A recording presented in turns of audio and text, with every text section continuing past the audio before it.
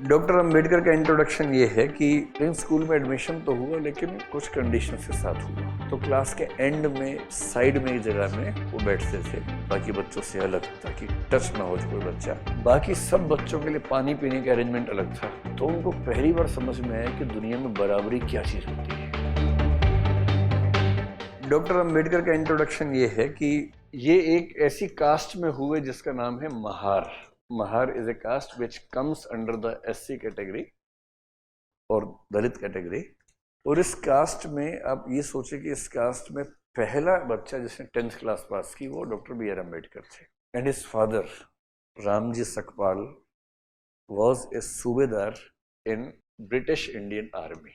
So this person had 14 children and the 14th was Dr. B R Ambedkar.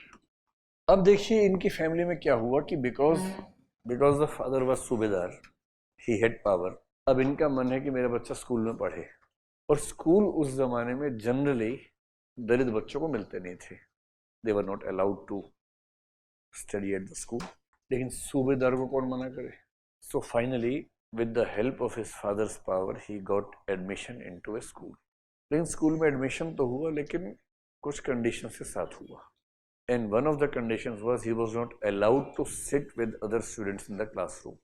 तो class के and में side में एक जगह में वो बैठते थे बाकी बच्चों से अलग, ताकि टच ना हो कोई बच्चा।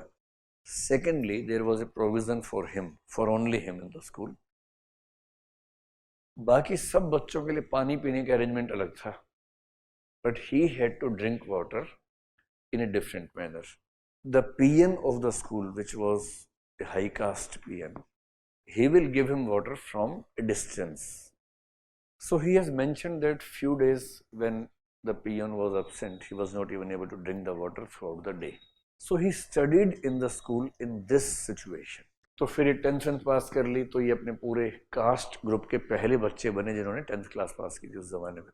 जब इनका कॉलेज हुआ, then he tried to get a scholarship, and with the help of scholarship he went to the Columbia University, New York, to study the MA, Masters of Arts. तो उनको पहली बार समझ में आया कि दुनिया में बराबरी क्या चीज होती है। And he used to study a lot there. 3 months back, I went to the same university just for meeting few people, and I made sure to go to the library.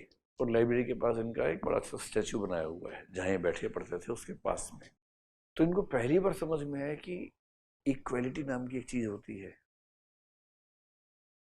और फिर वहां पढ़ के जब भाई किसी ऐसे इंडिविजुअल जो डिस्क्रिमिनेशन का शिकार हो, कहीं ऐसी जगह जाए जहां डिस्क्रिमिनेशन ना होता हो, he would love to be at that place only. Why would he want to come back? तो वहां इन्होंने मास्टर्स किया, स्कॉलरशिप खत्म हो गई, वापस आए। एनदर स्कॉलरशिप वेंट टू, पहले कोलंबिया यूनिवर्सिटी गए न्यूयॉर्क में, फिर लंदन स्कूल ऑफ इकोनॉमिक्स गए, इकोनॉमिक्स पढ़ा वहाँ। If you go to London School of economics, वहाँ भी इनका एक बहुत बड़ा स्टैचू लगा हुआ बाहर ही, पूरी बिल्डिंग के बाहर ही, और वो बड़ा रिस्पेक्टफुली इनको रखते हैं वहाँ। He did a PhD from London School of Economics. Then he went back to Columbia in 1920s 25 के आसपास, वहाँ भी PhD की, एक लॉ में एक इकोनॉमिक्स में PhD की। Then 2 more PhDs were given to him as a token of respect from 2 universities. So economics and law, these two are the major areas of his studies.